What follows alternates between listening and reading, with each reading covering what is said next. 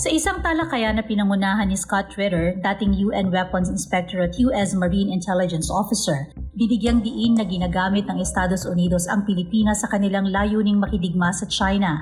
Ayon kay Ritter, ang Pilipinas ay maaring maging susunod na Ukraine dahil sa mga tensyong geopolitical. Please understand that for the Filipino people, this is a recipe for disaster. You think America is your friend.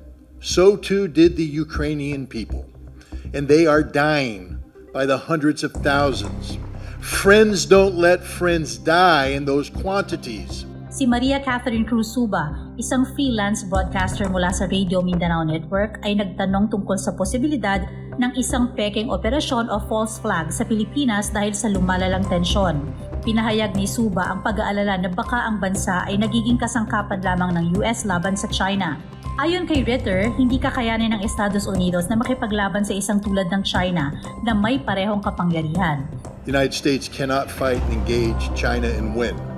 We will not beat the Chinese. We cannot beat the Chinese, and we know this, and yet we're using the Philippines to create the conditions of potential conflict with the Chinese. Inihayag niya na ang paggamit ng Pilipinas upang lumikha ng potensyal na tunggalian sa China ay magdudulot ng sakuna para sa mga Pilipino.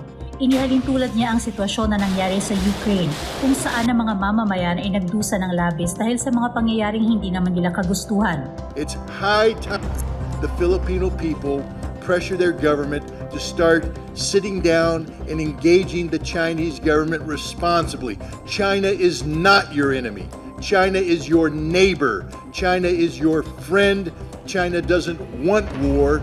And if you would engage China in diplomacy, and as we've all indicated here, America has long since lost the skill set necessary to carry out diplomacy, but the Philippine people can reignite this, to relearn it, to use this skill to prevent a war.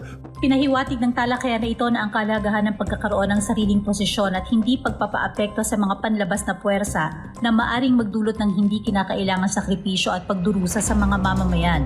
Ang diwa ng diplomasya, hindi ang digmaan, ang binigyang diin bilang susi sa pagharap sa mga global na hamon.